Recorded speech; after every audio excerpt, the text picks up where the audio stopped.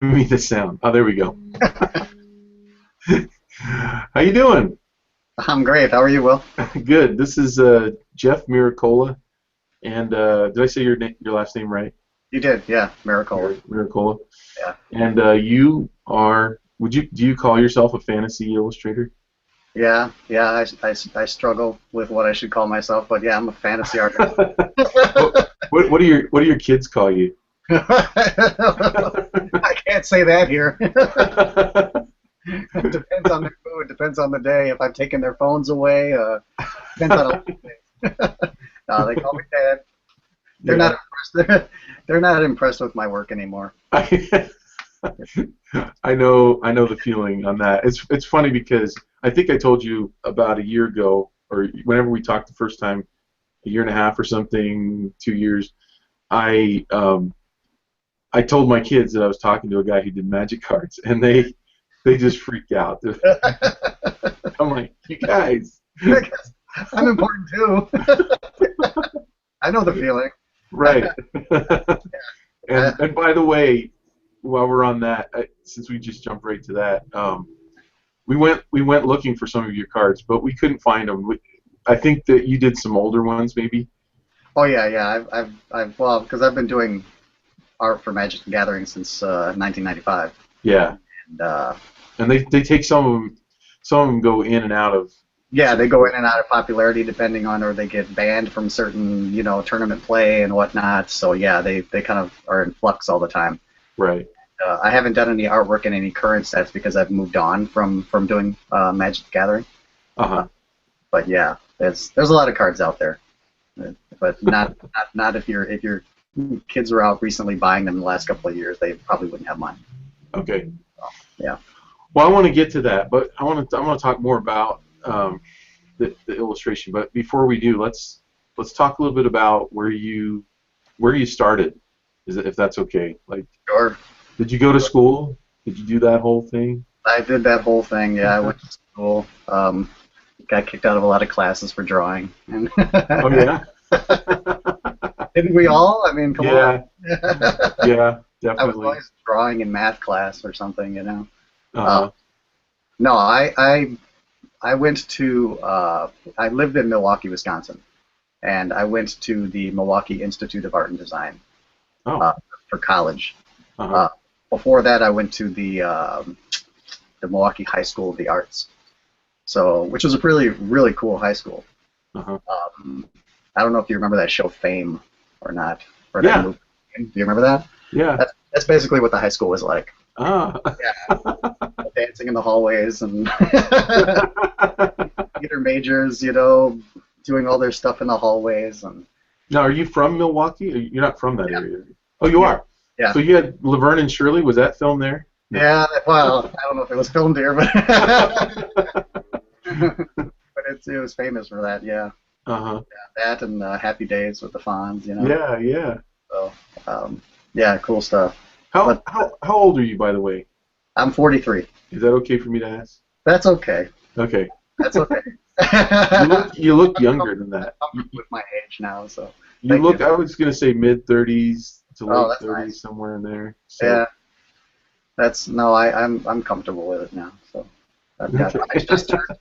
I just turned 43 on October 10th. So Oh wow! Happy birthday. thank you. Okay, But yeah, so so let me I'll go back to it. I'm yeah, sorry. yeah, yeah. High School of the Arts is where I went, which is really cool because this high school didn't have any sports. It wasn't like a normal high school. It didn't have like football and all these things. It was purely it was a specialty high school, so you were focused on um, your craft at least 2 hours of the day. So that might have been theater students, music, dance, and art. And you Uh-huh. had to audition to get into the high school at the time when I went. I don't think that's the Wow. case now. Um, And, but and did they really? I mean, they didn't let some people in then. correct. Yeah, Wow. yeah. It was kind of a new thing. They had just converted this high school, this normal high school, to this specialty school of the arts a couple years before I attended, Mhm. and it was an experiment. It was and the school is still going on.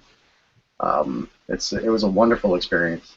and exposed me to like artwork and doing art more than you would normally get in a regular high school.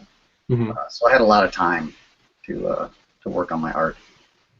That's amazing. That I would have loved a situation like that. Yeah, yeah. After that, I went on to Milwaukee Institute of Art and Design, the local art college, Uh-huh. 4-year college. However, I only went 2 years because I couldn't afford to go anymore after that. Uh, so I dropped out Uh-huh. and just kind of focused on working, building my portfolio. And so you never went back? What's that? Did you ever go back? No, no, never, never, So never that looked back, was man. that was a question that I was going to ask was do you feel like you could have accomplished, and we're going to look at some of your work, but I mean, do you feel like you could have accomplished what you have done without school? Um, my high school experience was uh, for art was much better than my college experience. Oh, wow. Yeah, I don't think that I'm not trying. I don't want to talk too down about Right, mine. right, right, It is a good school. It just wasn't right for me. right. Um, I wanted to be a fantasy artist, and that just wasn't the direction that school was headed. So you knew you wanted to be a fantasy artist before you even went to college then. Oh yeah, from Oh, wow. age 15 is when I decided I wanted to be a fantasy artist. And I think that has got to be one of the biggest problems with the way that we handle education, because most of us just kind of go to a school and then we try to figure out what we want to do. Right. And then what do you do? You're already at that school. You're already a few years in, and then you find out, oh, they don't really teach what I want. Yeah, You know? it's well because when you're young too and you're in high school, you don't necessarily know. I mean, I knew I wanted to be a fantasy artist, but I guess it just seemed like a foregone conclusion that I would go to move from the high school of the arts to the local college of art, Hmm. and it just seemed like a logical step to me. And I had this idea that I wanted to be an illustrator, and so they had an illustration program. So I thought, well, that's perfect for me, illustration program. But it was really the illustration program was more focused on advertising illustration, Hmm. and very valuable stuff to know. It just wasn't where my head was at the time. I want to draw dragons and warriors and stuff for D&D and for gaming companies. Uh-huh. Um, and the school just wasn't really receptive to that. You know. Right. And so what were they? What was the kind of thing that they were trying to get you to do, or what was their Uh, focus? they were trying to get me to not do what I wanted to do. And it Oh, I've wasn't. heard that. I say the school. It wasn't the whole school. There was, everybody's got stories like this. It was a select group of instructors, influential instructors that just were pretty close-minded Yeah. to this, or not able to teach to that, Right. and um, and it just kind of worked out anyway. What I ended up doing was I took control of my own education, and what I did is I went out in my sophomore year of college and found locally some professional illustrators, and Uh-huh. essentially just walked into their offices one day and just said, "I'm a student. Can I come into your place and peek over your shoulder and watch you guys work and ask you questions?" And they were like, "Yes, we'd love for you to do that." Wow. And I did that for months. That is so brave. I learned more in those few months with those guys than I did in all of my schooling. High school. Wow. So, um, So the old, basically, an apprenticeship kind of a thing, right? yeah, without having to pay for it or anything. These just out of the goodness of their heart, they just were willing to Wow. share this part of the business. As it wasn't just look at how we work. It was, hey Jeff, this is how you build a portfolio. Hey, this is how you read contracts. This is how you. It was amazing. Like it was really cool. Right. And so I got my education with those guys. Now, And did they do the kind of work that you wanted to do? nope, not at all. No. Not at all. Okay. They were three artists, and they each did something very different from one another. It was kind of interesting. Huh. One guy was those. extremely tight and detailed, like exploded views of vehicles, Uh-huh. Oh yeah, yeah, yeah. engines, and you see all the parts and Like everything. like for brochures and things like that. You got it, yeah. And it was all done by hand. You know, this is essentially before computers. Airbrush. Yeah, yeah. It was all airbrush and all done by hand. Another guy was a lot more cartoony editorial stuff, very whimsical and light and fluid line work, and he did a lot of editorial illustrations. And then the other guy did a lot of like point of purchase work, highly detailed and airbrushed, but it was, you know, you'd go to the grocery store and there'd be a football player like running with Pepsi in his hand or something, or Uh-huh. cardboard cutout of the M&Ms, you know, characters. He did that kind of illustration. Uh-huh. So I learned a little bit of something from each of those guys in those different disciplines. Um, yeah, it And was. that's invaluable. Oh yeah, it was completely invaluable. Yeah, it was. It was something else. And then then I just kind of worked the day job over the next couple of years, built my portfolio, and but still couldn't escape drawing monsters and dragons. That's just the stuff I wanted to do, you Right, know. right, right. And some friends of mine said, "Hey, there's this convention that goes on downtown Milwaukee called Gen Con." Now this Gen Con is like the biggest gaming convention in the world. Uh-huh. Um, Now uh, when was this? This was this would have been in 1993. okay, so way back then. Yeah, this would have Okay. been in 1993. I kind of took my portfolio down to Gen Con. Gen Con is currently in Indianapolis now, Uh-huh. but it was in Milwaukee for many years. It was a mainstay convention here in Milwaukee, and I hadn't really heard about it, surprisingly. But some friends told me about it. Said take your work down there because there's lots of guys, lots of nerds like you drawing monsters down there. I'm like, all right, let's go find some nerds. Uh-huh. And that's what I did. I went down there, showed my portfolio around to a bunch of people, and surprising to me, um, almost every art director or editor that I approached eventually gave me work over the next couple of months. You So know, that is so it's so fascinating to hear a story like that because okay, I've never ever heard, you know, I've been an illustrator for 20 plus years and I've yeah, never heard of anybody getting their start basically by one having the guts to walk into to a bunch of illustrators and say, "Hey, can I look over your shoulder and learn from you?" And then two, going to a game convention and showing your portfolio around. yeah. Well, my wife, my wife now, she was my girlfriend at the time. She did have to prod me. She did have to say because when I got there, I was Uh-huh. so, I had my portfolio in my hands. I was a high schooler. I was kind of shaken. I was nervous. I mean, I might seem outgoing in some of my videos, but I'm a bit of a quiet guy and an introvert, and Uh-huh. times and uh, she had to kind of say, no, go talk to them, go tell them. I was so embarrassed and scared, you Well, know. it's scary, yeah. I It mean, is, and that's one of the things that I see as probably being one of the biggest hurdles for students is getting over that. You know, I mean, but the thing is, have you ever met somebody that just when you went to show them your portfolio, really just said, "What are you doing? Get out of here!" You know, like, you know, I mean, it just doesn't happen. But that's what we think is going to happen. Like, yeah, are you exactly. kidding me? You want to show me your portfolio? Get out of here!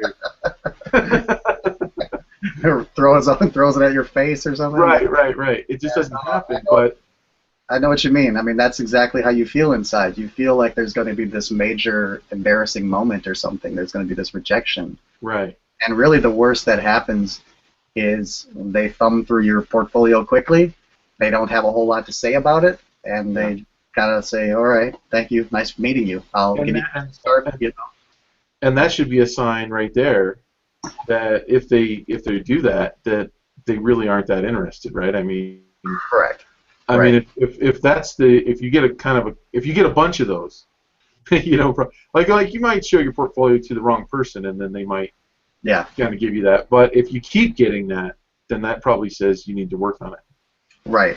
Right. There's something that's not jumping out to them, Right. um, and I mean, I'll fully admit, I think at the time in 1993 when I was there showing my work around, I think it was much easier to get into the fantasy gaming industry than it is now.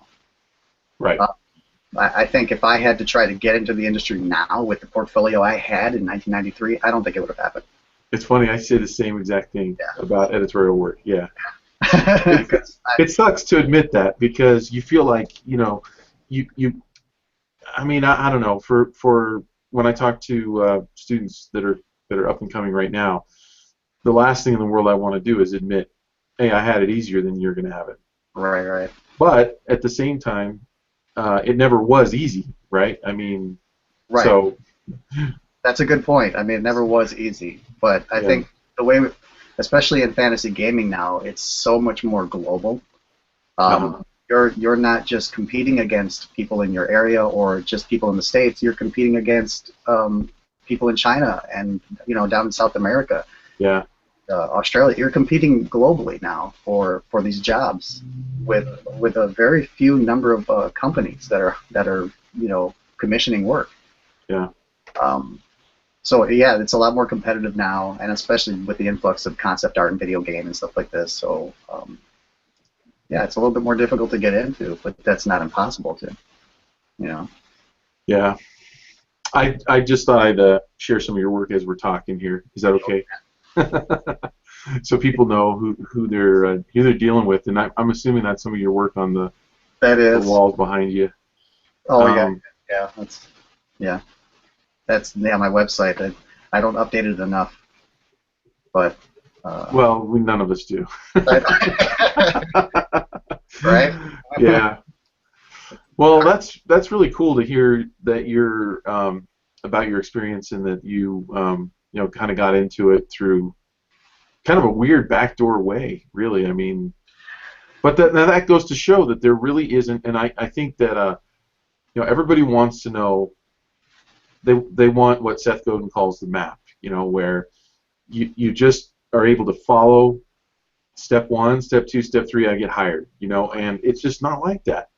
Right. Um, and so the best advice that I can give, and I'm sure you would probably agree, is that if you have an idea that you think might work, it's probably good to. What can it hurt to try, right? I mean, Right. unless Right. you're going to spend tons of money. Yeah.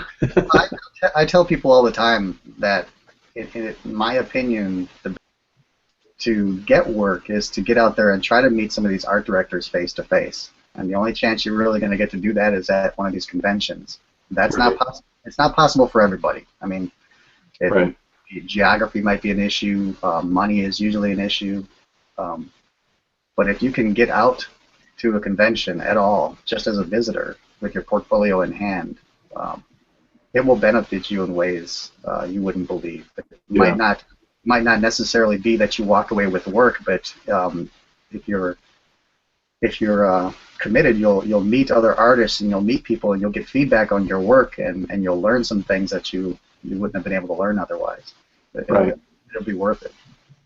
Yeah. Just getting out there and doing things. So, would you? I mean, now I have heard some art directors say that they don't like to be stalked. So, like there's a fine line between being what what's the right term? Like you don't want to be too aggressive, but you don't want to be too shy. Right. But then you also don't want to like hand your artwork underneath the stall in the bathroom.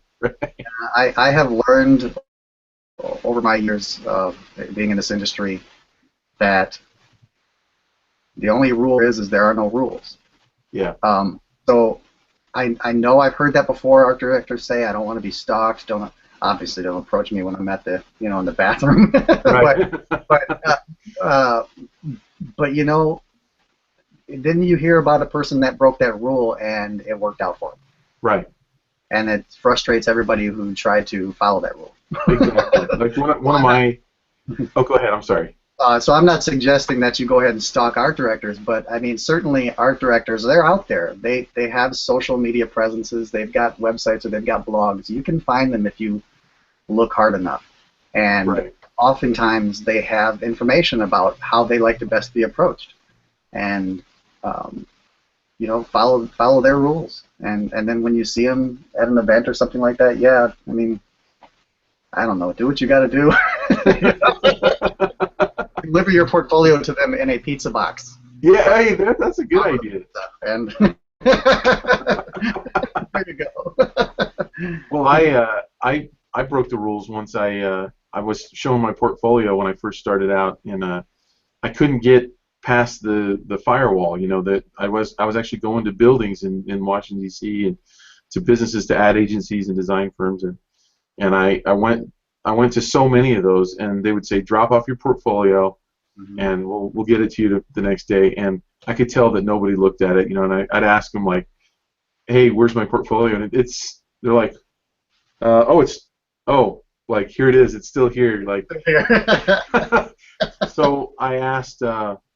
I went to the Washington Post, and the security guard framed the question perfectly. He said, "Who are you here to see?" So I just said Carol Porter, and she was the one of the head art directors in there. And he's like, "Oh, I'll just go up the elevator. I'll tell her you're coming." And so I'm going up there in the elevator, all scared, like, what am I going to tell her? You know. Sure. And anyway, it worked out. She saw right through it right away. She's like, "That's pretty sly, you know." And so, well, okay, so you're here, and then she took me around to every art director in the Post, and I probably did 30 plus jobs for them over the years, you know, after that. And That's so cool. yeah, so breaking the rules, you know, I mean, Yeah, it can work. You can yeah, piss people off, but it could work, I guess. yeah, it can work. I mean, I think you just got to use your better judgment and the idea of constantly pestering an art director over and over and over or something like that, or following them around a convention and things like that are probably a no-no. But I mean, if you meet with an art director, if you meet with one and they tell you you're not ready yet, come back and show me some other stuff, like work on this, work on that, work on this, work on that. Well, go back and work on those things and do those Yeah, things. yeah, absolutely, and definitely, yeah. Like, I don't know. There's sometimes where students will get that kind of feedback, but then they don't work on those things, and you wonder why.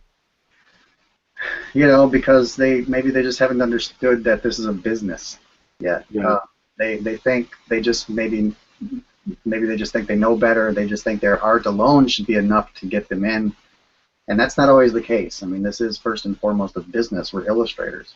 yeah, We're not artists. yeah, So you got to handle yourself in a business fashion. And if you should take the advice of art directors, whether you like it or not. They're the ones that are hiring. They're the ones that are going to give you the assignments, and they have a need to fulfill. And yeah. so, um, So there's a lot to it, but besides having good work, sometimes it's knowing how to communicate and how to work with someone who's basically paying your bills. And I mean, they're the ultimate decision, but there's ways of getting what you want. But again, it's people skills, right? It's correct. it's it's knowing how to creatively suggest something and backing away from it if it's just a no-no, and you can just tell that no, we're not going to be doing that. Right. Right. Anyway, I kind of jumped to one of your Magic the Gathering Magic the Gathering. stuff here. So these are all the cards you've done over the time. Is that right? Yeah, these are Holy cow! yeah. Oh my gosh! So Yeah. I'm sure that there's a lot of people that would love to know about working for it's Wizard. Is it still Wizards of the Coast, or is it? Yeah, Wizards of the Coast. Okay. Yeah. Um, this is something like my kids are like, Dad, how come you're not cool enough to work for Magic? Like, I'm like, I didn't really have a good answer, so I'm like, I'm just a children's book illustrator. That's okay. All of us magic artists want to work on children's books. So, They're happy where they are, I tell you. so I'm assuming in the beginning they probably didn't pay that well. Did the pay did it move around? Did it get better? Did it get worse? The pay for Magic the Gathering has always been good. Oh, it has. Yeah. Oh, okay. For some reason, I assumed that when they started out, maybe they weren't that great. No, no. When they first started out, well, when they very first started out, the first year or two, the pay was low, but they compensated by giving artists royalties, Oh, wow. which turned out to be like winning the lottery for those artists. Really? Okay, so Because this is this is really cool. I did not have any clue about that. Yeah, because Magic the Gathering, blew up. It became just huge, Uh-huh. almost from the get-go. So the artists, the what they call the alpha artists, the ones that were there, in the beginning, yeah, they made a good chunk of change off that, and until Wizards of the Coast eventually dropped royalties from their contracts. Wow. Um, I came on board right after they dropped royalties. Oh, did you really? Oh, I thought you were gonna say, and see this mansion that I'm living in right now. It's all due to. So are these? I'm just kind of scrolling through here. Sure. Are these are paintings for sale? A lot of them, right? And the ones that are Yeah, sold. there's awful. There's a lot of sold on that list. Wow. Because they've been sold over the years, and there's been a rush on a lot of my work lately too in the last year or two. Do you want to talk about that for a second? Because I think a lot of people don't understand that for a lot of clients, you're able to retain the original artwork. Correct. Well, sure. With Magic the Gathering, um, they have the copyright to the art, full copyright to the art, Uh-huh. but um, they allow the artist to make art prints, and sell art prints of the work. So is that in your? Because I get asked that question all the time. Is that in your contract? By the Yes. way, like, oh, so it says prints for personal use or something like that. Well, you can make prints and sell art prints unlimited. They don't have to be limited prints. They can be unlimited, and you can sell them, and that in itself is a form of royalty. I've always Uh-huh. thought of it that way. Oh So yeah, yeah, yeah. yeah, the fact that I can go to conventions over the years. I mean, I started in '95 working for Magic the Gathering, and here we are, 2014, and I still go to the events, and I still sell prints, and still make money off of work that I did 20 years ago, and Wow. unfortunately, sometimes it's not, Well, but I mean, the people. I bet you get a lot of people that come up to your booth at.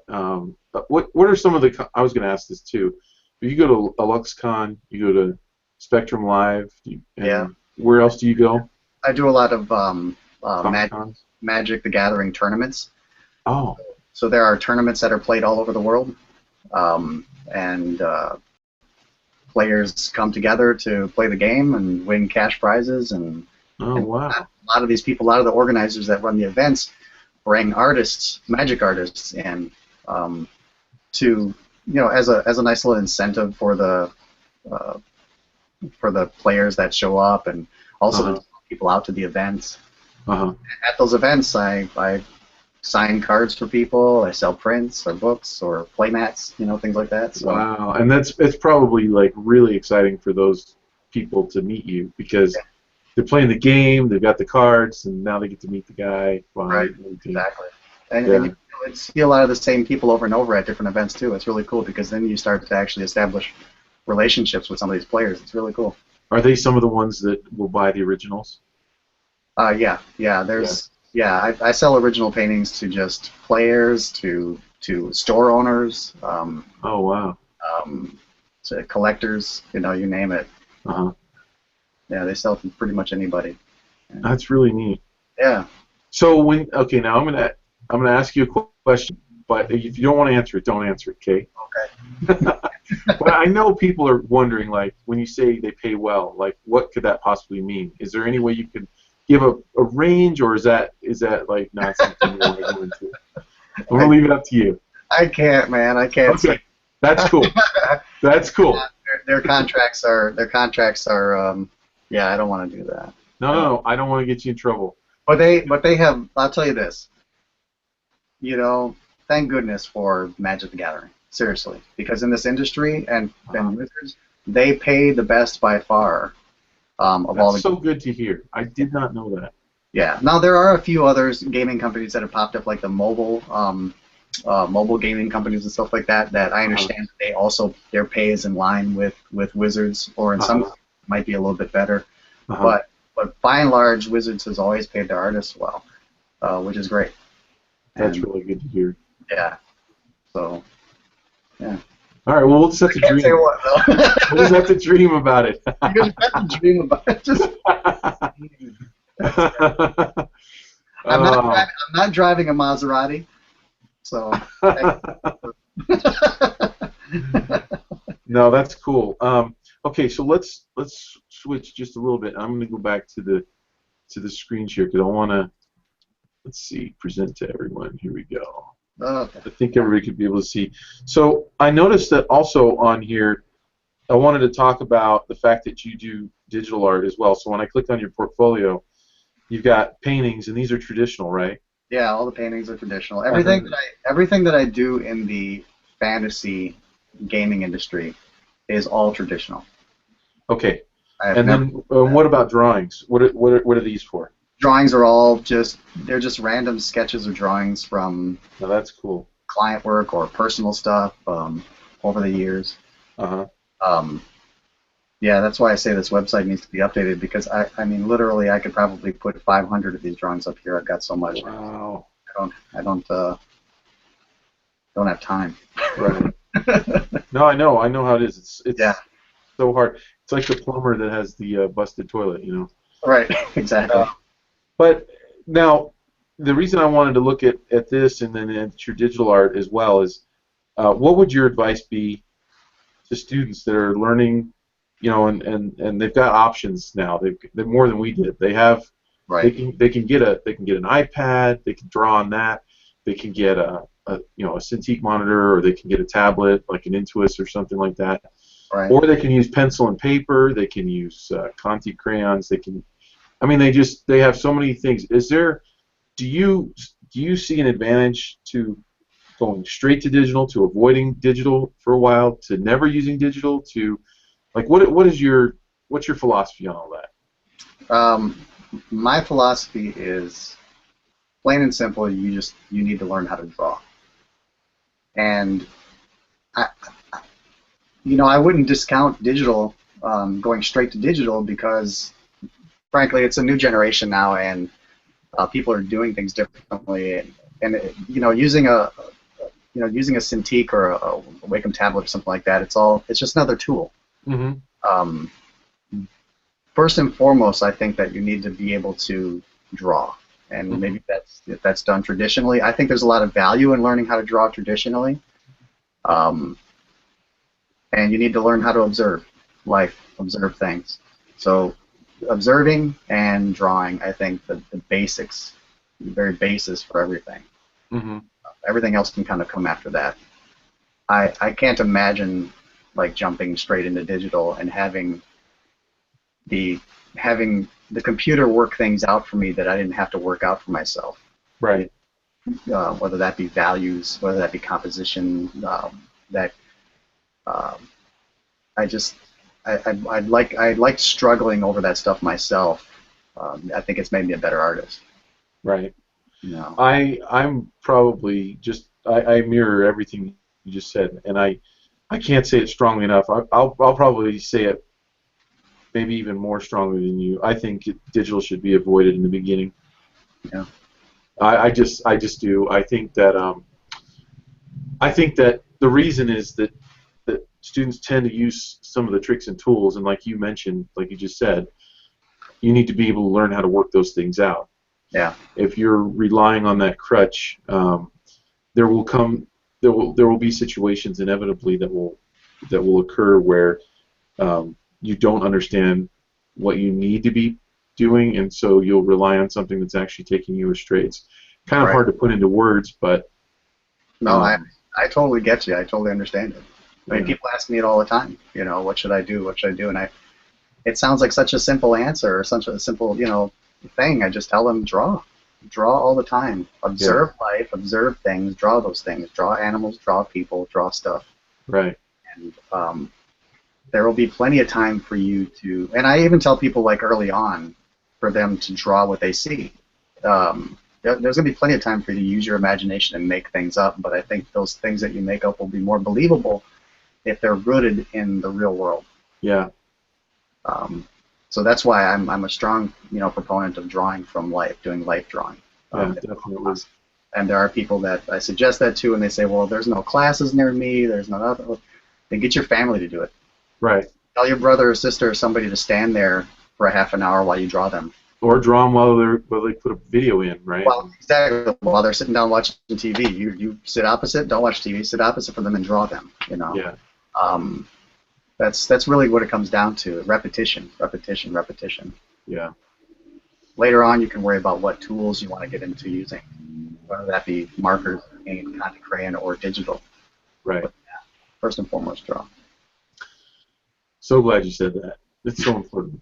Yeah. Well, it is, and I would say that when I critique artwork, 90% of the problems that I see in a painting, Mm-hmm. we're talking about drawing problems. We're talking about design problems. We're not Right. not even really talking about the painting so much, because we can't get to that because there's these inevitable problems that should have been fixed first in the drawing and the design. That's right. Anatomical issues because they didn't draw the figure properly. There's just oddball things going on. Yeah, you're right. Yeah. Well, good. All right, so next question. And I got this one the other day from somebody, and I had no idea what to tell them. So I'm hoping that, in fact, I think I'll send them a link to this because I think this will really help. So that's what I'll do. So her question to me was, how long do you think it would take? Because, like, you sell it. How many conventions would you say you sell prints and sketchbooks? Do you sell sketchbooks? Yeah, little sketchbooks. Yeah, Uh-huh. do drawings for people. Yeah, okay. Sell prints. So what do you think? So her question basically was, if I wanted to get into that realm, how long would it take to actually be able to make a profit? And I know that that's like an impossible question to answer because, one, you're not seeing her work, Right. and there's probably so many variables. But maybe you can just give us an idea of like what it took for you to do Right. it. Give us like an insight on that whole thing. Well, it's a slow kind of gradual process. Uh-huh. You know, you kind of build up your popularity as an artist, and that popularity kind of draws more people to you, and they want to buy your work because you're popular. As far as like being a new artist and like trying to go to a convention and set up a table and start selling stuff right away. I mean, and nobody knows who you are. They haven't seen your work before. They don't necessarily have an emotional connection to it. It's going to be a lot more difficult. Uh-huh. I don't know. I don't know that I would say. I don't know that I would say. I would say slow down and focus on being an artist first, and focus on your craft and being an illustrator. Don't get so hung up on trying to go to a convention and make money at a convention just yet. I think that'll happen. Would you say that it's maybe a byproduct of your success to be able to do a convention? Yeah, I think so. Yeah. And this for me and from my experience, I'm sure that there are plenty of people who have done it differently. Maybe they have just said, you know what, I'm a nobody. I'm going to go set up a table at this convention. I'm going to do this, and let's just see where it takes me. Doing it that way, you still have to be smart about it. The guys, even like myself, I've been doing this for a long time. There's stuff you bring to a convention, to one show, and it sells like hotcakes. Like you sell out of all these prints of this thing, and then the very next show you go to, nobody wants one. You can't sell a single. Wow. So there's like a different chemistry with each convention. And I don't know that any of our artists have figured it out yet. I don't know if it's a geographic thing. It's just like a timing thing. Who knows what it is? But I just know that I have to expect the unexpected in that sense. That you don't want to dive in too quickly, investing too much and getting prints made of getting 200 prints made of this particular artwork because you love it. You got to wait to see. You got to test the waters and see if other people are going to love it. Not just at one event, but at multiple events. Right. And, then you'll know that this thing. Oh, you'll get a feeling at some point. Oh, this is my successful piece. Or successful piece is. But you got to be cautious about how much you invest initially in doing that stuff. Because it's expensive, right? I mean, you've got travel expenses, number one. Yeah. And then you've got your booth space, which is not cheap. Correct. Then you've got all your banners and I mean just everything to decorate your booth with. Yeah. Yeah, I mean, you're couple thousand dollars in just attending certain shows. Hmm. And there are certainly cheaper ways to do it. There's like more affordable like artist alley areas where you can do it rather than having a booth on the main floor. You can get an artist alley table for $100 to $300 or something like that, depending on the Uh-huh. show. There are cheaper ways to go about it, but I think I'd be a lot smarter. I'd rather go to a show in the beginning and have 10 prints of a piece of artwork and sell out of those 10 prints than go there with 100 and have invested all my money in making 100 prints and I don't sell them. Right, You know, right. that's all lost money. You know. I had So a bunch of my students went to the Salt Lake Comic Con, two different ones, and some of them did pretty well. Um, but they did the Artist Alley thing, and I thought that was really smart because it's the kind of the cheaper alternative, and yeah, yeah. And then I think that the experience is really good, and for doing what they did, I think in the Artist Alley there's also like less of an expectation of like decorating your space because right. it's kind of crammed in there a little bit more. All you really just want to have some kind of a banner. I mean, you can these expandable banners that everybody gets made. I mean, you can get Mhm, those for like $150 online, and mhm, um, just as long as you have some signage so people know who you are. mhm. Uh, yeah, an artist alley table is a way to go for somebody that hasn't established themselves yet. Uh-huh. Even established artists do that. I've been in artist alleys at like Chicago Comic Con and things like that because Uh-huh. the booths are just so expensive. Well, And, yeah, yeah, and, those and frankly, conventions they're and, and, crazy. and the artist alley is where all the artists are. And Right. I kind of want to be talking with my friends, you know. I don't want to be sitting lonely at a booth over here. Um, Right. so, yeah. Is there a like a food chain, would you say, like there's the top draw artists and then the middle and then bottom. Would you say that a lower guy might be able to compete by charging less? Is that a good thing to do? Is that a bad thing to do? I wouldn't. I wouldn't. I would never worry. Sorry, I'm stumbling, but I would never price my work based on what other people are pricing their work at. Hmm. I price my work based on what I think is right for me, fair, or it includes my profit margin, or what I think my particular fan base can afford to buy. Hmm. Um, over time, you start to learn who your fans are, who are the people that come to see you, and stuff like that. And if uh, you'll learn really quick, that these $100 prints don't sell to your fan base. They'd rather buy the $20 ones or the $30 ones, and Hmm. you adjust accordingly. Uh-huh.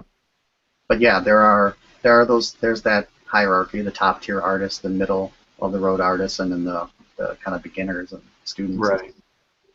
Yeah. I wouldn't use. I don't want to put words in your mouth, but I guess what I would say is probably you don't want to attend one of those if you can't afford to lose the money. Would you say that if it's your first one? Yeah, I mean, yeah, I agree with that. But I also think there's more value to these shows than just like getting a return on your investment, like Oh, absolutely, money yeah, wise. You know, absolutely, I yeah. mean, it's sometimes it's about being seen by the other artists as being one of them. Hmm. Like if you show up at the show every year, and you don't have a table, you're just walking around with a portfolio in your hand. You're kind of always viewed as a student or viewed as somebody trying to break in. But once you get a table and you're there, um, it won't take long before you start to be seen as one of them, Right, yeah, and then you that build those. totally makes sense. So yeah, no, Plus, I you learn from doing. right, exactly. You learn from doing it. You learn what works and what doesn't work, and um, so yeah, right. I mean, certainly I wouldn't say like go invest your $1,000 in doing this show and you might not get it back. But Yeah, I guess be happy if you don't get it back, as long as you get other experiences out of it. exactly. Well, and I asked my students, was it worth it? And I think they immediately went to the dollar amount. Like re- ROI, the return on Right. investment, and I was trying to see if they felt that they learned more beyond that. And then we got into a really good discussion about that. Right. I myself have never done one, so I don't have that experience. I Or don't know you what it's done like. like a convention or a show or Nope, never have. even the children's industry stuff, even I've signed books in the children's book shows, but my publishers usually take me out there okay. and they pay, so there's no risk for me. Oh, la-di-da, No, no, respect. no, no, no, no, no, not like that at all. In fact, it is. I'm a mid-level guy in the children's book world. I'm Sure. definitely not a big shot at all. And those guys get wined and dined and everything. And Yeah. I've published with some medium-sized publishers, so they tend to treat the artist better. I think because you're not just a number; they know you more. Yeah. If you're talking about Scholastic, you have to be like in contention for a Caldecott for them to even know who you are that year. Right. I've actually made the mistake. I made the mistake of going to a party with a guy who was on the New York Times bestseller list, Yeah. and when I went in there, I literally, they open arms for him, and they knocked me to the side. I'm pretty hard to knock out of the way, but they really like shoved me off to the side and didn't want to even know who I was. And I was like, I did a 7-book series with you guys, whatever. That's So no, funny. I'm just saying I've never done, and I thought about doing. My students were like, you should do Comic Con, and I just have so many projects and things that I'm working on that I was like, yeah, it'd be fun, and I even have an idea that I think would be really fun to create some artwork around, and who knows, maybe I'll get to do it sometime. It's low cost of entry here because we've got it, just up the road, Right. so I can stay at home and don't have to worry about traveling or That's anything. that's a good way to start is to just start local. I mean, Yeah, I still do events in Milwaukee or Chicago and Minnesota. Keep it local. They're very little cost for me to do those shows. right, right. So those are some of my more profitable shows. The ones where I don't have to pay for hotel or pay for airfare. I can Right, go to Chicago and stay with a friend and right. yeah, that kind of stuff. So Yeah. that's cool. Okay, so that leads into the next thing, and I wanted to talk about it because I've never been in Spectrum. It's kind of not really I'm not in the fantasy thing, but you are. And, Right. would you say Spectrum is as an annual competition book, right? Is that how would you describe it? Is that Yeah, it's essentially a collection of the best contemporary fantastic art for that year. right? And every year there's a new set of judges from the industry. Uh-huh. The judges might be other artists. They might be art directors, editors. They might be just kind of people involved. They might be high-end gallery owners or collectors. Uh-huh. Everybody that's kind of associated with that world Uh-huh. are the judges. Have Yeah. you ever juried for them? No, I haven't juried for Spectrum. Not yet. No, not yet. I don't know that they'll ask me, but I'd be afraid. It'll probably come eventually. I'd be afraid. Ask me, frankly. I don't think I'd make a good judge. It'd be a hard thing because when I look through there, it's all the work is so good that you know that there's a lot of work, a good work that's getting left out. Correct. Yeah. Um, Yeah. And year after year, they get more and more submissions. oh yeah, It just grows and grows. it grew out of nowhere. Now they have a Spectrum Live event and that's Yeah. another place where you can buy a booth space, right? Correct. Yeah. So the Spectrum, the book, the annual has been going on for 21, 22 years, I think. Uh-huh. And then yeah, they just 4 years ago started Spectrum Live in Kansas City, which is Uh-huh. it's a convention for just art. So there's no comic vendors there. There's none of that. It's all artists. And And so so they don't let those guys in, so it's not commercialized with all the other. no, there isn't any kind of like merchandising and whatnot that you would see at like other like comic conventions. There's not like dealers selling. Well, I mean, there's a couple dealers that sell books, but they're connected to Spectrum in some way. Okay. But it's not like a normal comic convention or gaming convention. Uh-huh. There aren't like events going on where people are playing games or doing that stuff.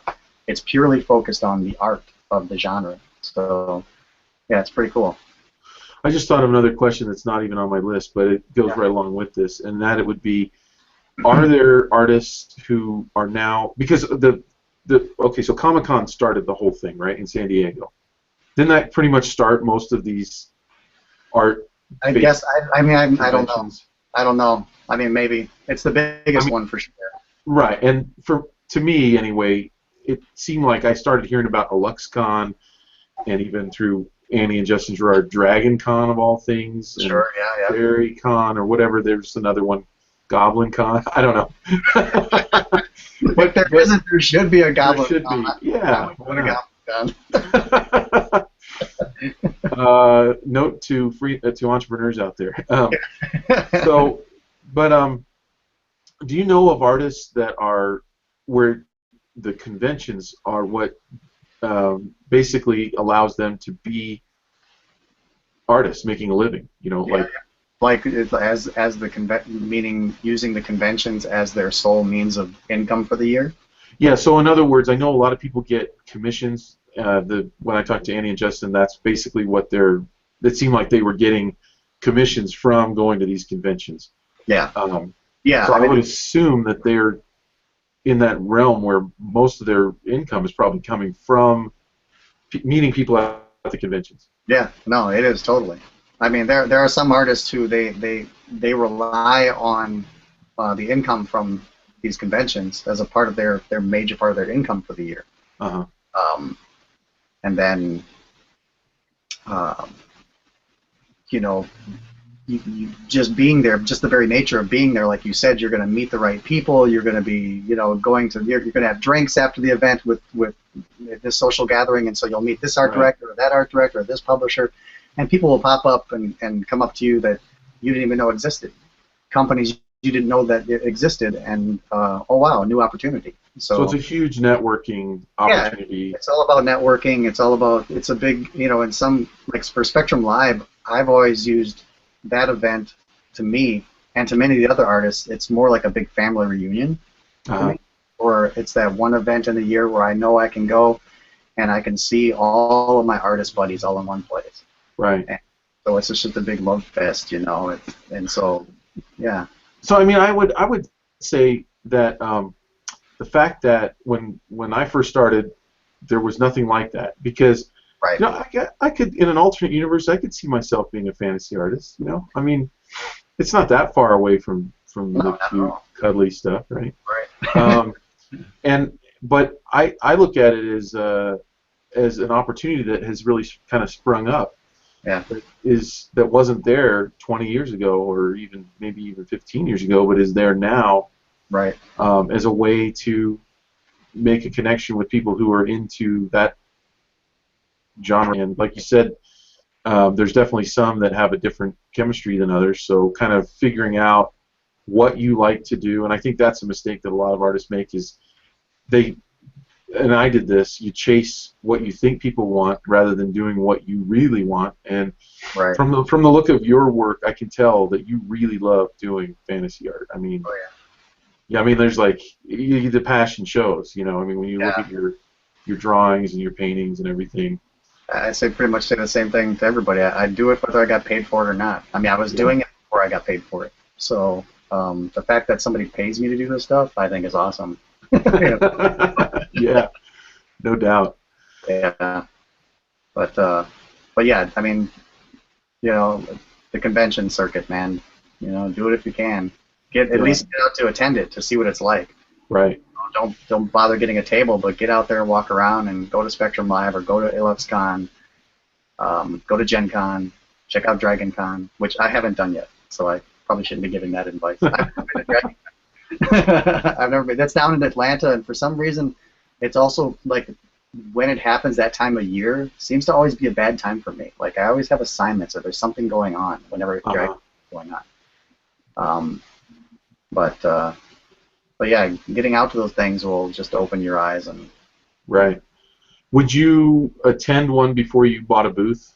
oh yeah, Like just to oh yeah, take for sure. notes and maybe just go with that, like and write down as much stuff and talk to artists and You better believe it. Yeah, yeah, talk to artists and if you can get if you can befriend some artists and get them to open up to you about the costs of doing a show, take those notes, yeah, and see what it's like and make friendships and and show a few people your artwork and And artists are incredibly generous too. I mean, Oh yeah, yeah, yeah. And you show your work around and get them to give you some feedback.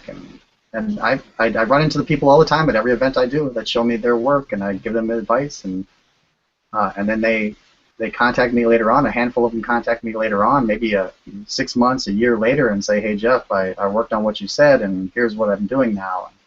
It always impresses me that they remember our conversation. right? Yeah. Yeah, they do, and yeah, I met a lot of people at the Salt Lake one, and I took a lot of notes, and I mean, I respect the it's to sit there and have people walk by and not pay you any attention. It takes a lot of bravery because but I think that also as an artist you have to understand that even if 1% of the people in the world love your stuff, that's like millions and millions of people, right? So if 99 people walk by your booth and kind of glance over at what you have and don't pay any attention, Yeah. then one person out of 100 stops by. That's all you really need to be successful in the long run, right? I mean, Yeah. Yeah. Exactly. That's what it's all about, sharing your work. So. another thing that I did when I first started was I went through the annuals. Like do you remember Showcase? Did you ever advertise in Showcase or Workbook or any of those? Yeah, not showcase or workbook, but directory of illustration. I know I have. Directory of Illustration, yeah. Yeah, back when I first started, because that would seem like that was another one of those things where it's like, oh, this is what I'm supposed to do as an illustrator. Right, which is and that's gone now. I mean, the Yeah, internet has completely wiped those things off the face of the earth. I think there's someone who still calls me to sell me a page in directory. Do you get that call ever? yeah, yeah, yeah. I don't get the calls, I get the emails. You Oh, know. get the emails. Yeah, they haven't gotten the memo yet, I guess. But but I used to go through the book, and I used to before I ever put my money down, I wanted to see if there was something to the quality of the art versus how much they were actually making to make their cost back. Because I Right. mean, one of those pages was like $2,000 or $3,000 for just Yeah. one page. It's just really expensive. Yeah. And so I went through and I bookmarked like 10 artists that I thought weren't that great or Yeah. just weren't as good as the rest. I mean, they were better than me Right. they at the time, but I felt like their work wasn't as good as some of the others. And then I bookmarked like 10 of my favorites. Okay. And I called those 20 people Oh, brilliant. and asked them, what is your experience? Did you feel like going to the book was worth it? Yeah. And you could have predicted it. The upper 10 Yeah. were like, oh yeah, it's totally worth it. I always make back, 2, 3, 4, 5, 10 times the money that I put into it. And the other one's like, this book is bull crap. Yeah. It doesn't, it doesn't work. And Yeah. so the reason that I say that is because I bet you could do the same thing with the conventions. I bet you could go around and look at the artists that have crowds around them, Yeah. look at the quality of their work versus the ones that look like they're twiddling their thumbs. Because I noticed this when I was in Salt Lake Comic Yeah. Con, and I could predict. And so I guess the reason I bring that up is as advice to an up and comer. If you go and you pay your money and you're twiddling your thumbs and no one's paying attention, that probably means you need to spend the next year upping your level, right? I mean, Yeah. Creating work that's going to get people's attention. yeah. So there has to be this real, and somehow there has to be this real inward honesty about what you're doing, Right. and I think that vision isn't that easy to come by for some people. But that's It wasn't for me right. early Well, on. that's what getting out into the convention atmosphere will do for you, though, as an artist. Is it'll get you away from your family and friends and everybody who's telling you that your work is the best. Right. Work is so amazing, and obviously they don't want to hurt your feelings. You know what I mean? If Right. they feel that it's not, and they might not even know. They might just be ignorant of the industry, and they're not aware of all the other great art that's out there, and so to them it is amazing that what you. But in that world of fantasy art or comics, it's not where it needs to be. Right. So getting out to that convention and being in there, you'll start to get some honest feedback from other artists and art directors or editors and whatnot. That's what you really want to take to heart, is that feedback you get. So important. And what would you say to, like, okay, so I look at your work, and when I look at it, it's like if I was critiquing your work, I wouldn't know what to say because you've really reached that level. I mean, you know the things that you would want to improve on, but I don't. You know what I mean? But I look at some people that are definitely in the professional world, and I'm sure that you see the same thing where you look at their work and you go, they could improve on this, this, this, this, and this, and they're already professionals, right? Right. So what's your advice to them? Like, what if you think you're really doing good work, but you're not? Like there's this kind of no man's land. I noticed it at the Comic-Con convention. It looked like there were some guys that had been out. They had been doing it for a while. They Yeah. had good booth space. They had good signage. That you could tell they spent good money. It wasn't their first rodeo, yet it was kind of a ghost town at their table, and I'm sitting there going, if they asked me, I would tell them what I thought they could do to improve. But I think, and even I was this way too, 10, 15 years ago, as a professional artist, I wouldn't dare ask somebody because I didn't really want to know the truth. You know what I mean? I don't know, man. I know what you're saying, and it's really tough. I think you can fall into a rut, and you can stop challenging yourself as an artist too, and stop. Yeah. It is possible to stop growing. Yeah. You know, and I think that's why at least in my opinion, I think that's why getting together with other artists, whether that's for just drawing, hanging out, doing workshops, or going to these conventions, because it's important for me because there's that friendly competition. There's Uh-huh. you see your friends doing well, and you see the latest painting that they put out, and then you're just like, oh man, that is so awesome. Yeah. I got to up my game. And Yeah. so yeah, so there becomes this friendly competition. You don't wish your friends ill. You don't want them to Right. do poorly. You just want to do better than the painting Right. showed you. Well, you want to feel like you fit in at the table. Yeah, you want to feel like you fit in at the table, Yeah. and so yeah, I think that there are some artists, even established ones, that you can see that have just um, they've stopped growing, they've stopped challenging themselves, maybe with painting or drawing ability, or just what they see, how they a different way to look at things. Right. So yeah, it's tough. It's a tough one. It's a tough one because we both know people in that situation, and Yeah, you see them spending the money, you see that they've invested all that, and you want more for them. yeah, I think most artists have an abundance mentality. I don't see a lot of artists being glad that someone else's table isn't full. right. And I saw a lot of encouragement from different artists because there's a pretty good community out here and a lot of people that know each other and stuff. And there were the guys that definitely flew into the conference, to the convention, but there were a lot of guys who definitely knew each other, and there was this real spirit of helpful camaraderie and everything. But at the same time, if you're not, I guess maybe what I would say is if you're not asking those tough questions of yourself, Hmm. then you're probably going to have more chance of getting stuck in that no man's land zone where your work is good, but Yeah, it's not great. And being good is going to get you forgotten yeah, because of this competition is in the where it's at is in the great level, and you can get there. I right, think anybody can get there if they really, really want to. right. Um, Yeah. I wouldn't pass a judgment on them as far as though, like, because they don't have the crowd of people at their booth or something like that. that's a It, good point. Yeah. um, because um, because honestly, I was telling you earlier about when you do a convention and you sell some prints, and you'll sell out at one show, but the next one you won't, and there's no Right. to it. You can't figure it out. Well, the same thing happens with the traffic at your booth as well. I mean, I'll do some events, and you've got this long line of people there, and then a month later I'll do another event, and I'm that guy sitting there twiddling my thumbs. Huh. It's You don't know what it is. It could be geography. It could, Huh. what it is. In that particular area you were in, just happened to have a lot of people that had never met you before. Right. Um, they clamored out to go see. Whereas this other one, you'd done this show maybe a few times, and so you kind of like used up everybody there.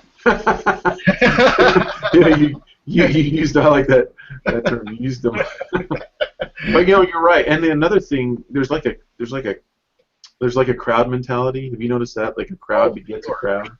for So sure. if there's a crowd, in fact, I don't have time to tell this story, but there's a guy I know who actually did some guerrilla marketing by having his friends pretend they were a crowd and getting people to come and then so people feel like there's this psychology thing where you feel like you're missing out, Yep. right? Yep. When you see a crowd and like they're in on something and you're not, and so Right. you have to peek over and see what's going on, and so taking advantage of that, like, and people don't like to. Well, let me ask you this: I personally, I don't like to go up to someone who's looking at me and twiddling their thumbs, because it seems like it's going to be awkward, like or that it could be awkward. So I'm like, don't make eye contact. They look lonely. When really, like that's what they need more than anything, is for someone to come over and start talking to them. So do you have any advice on that? Like, Sure. For people to get up, come over and talk to me. yeah, Well, sure. People are intimidated.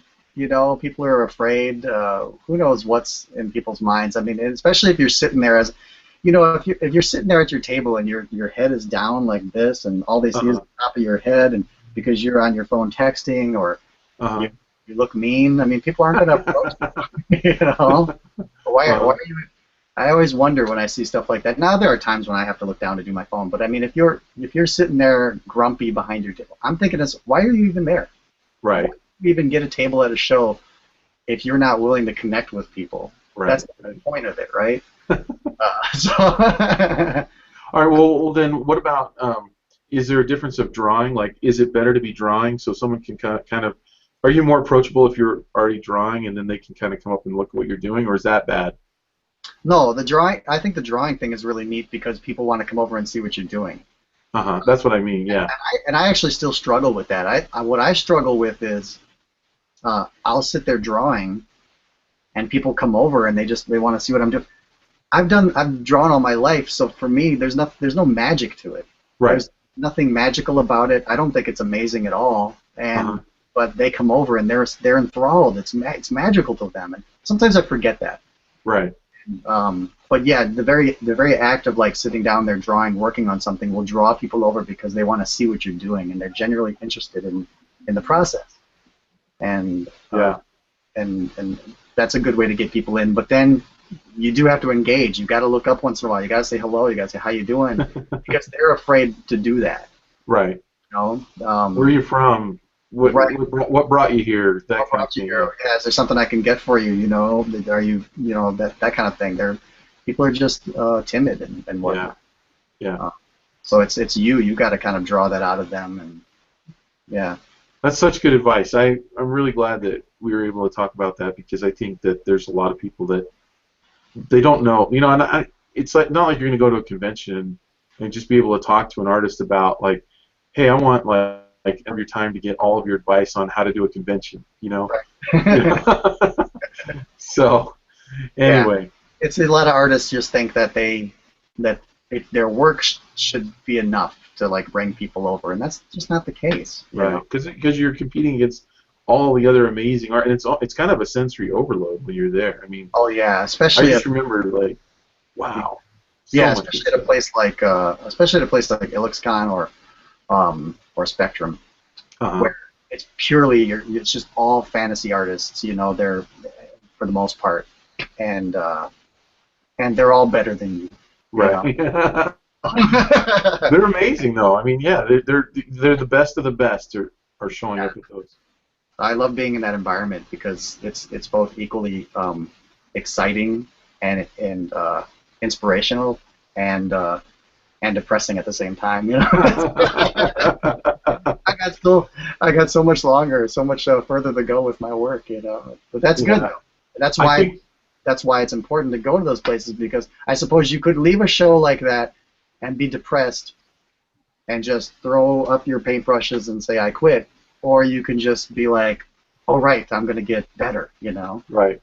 And Um, understand that the people that are there that you really look up to have really paid the price to be where they are, and it's not like they did something magical that got them there. They just I think Stephen King said, I won't get his quote right, but he just said he has more butt time than most people. You know, he just sits in the chair and types Yep. every single day, and he's willing to put in more time than most, and that's what got him where he is. And I've taken to saying when people say about any particular painting of mine, when they say, "How long did it take you to do that painting?" I say it took me 20 years. that's so true. It's That's so a great true. answer. I Yeah. might steal that one actually. I You should might just steal that. you can have That's a better answer than I've been your giving. royalties. You can have it. All right. Well, man, this is really good. I think our time's kind of gone by, but I wanted to ask you one last thing, and that is, are there any unfulfilled goals? That's number one. Are there any things that you still want to work on?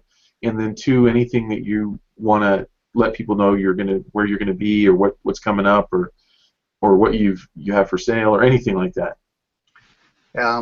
As far as goals, I'm in a good place right now. That I'm actually able to start working on some of my own personal stuff and Uh-huh. I'm working on some projects of mine that I've been wanting to do for a long time.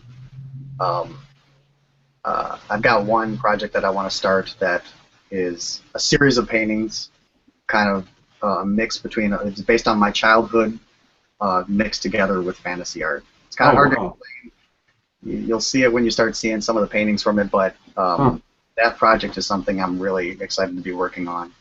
Um, my I've actually been trying to I like nowadays I'm not focused on trying to get work from publishers and stuff like this because I'm actually trying to slow down with that work Uh-huh.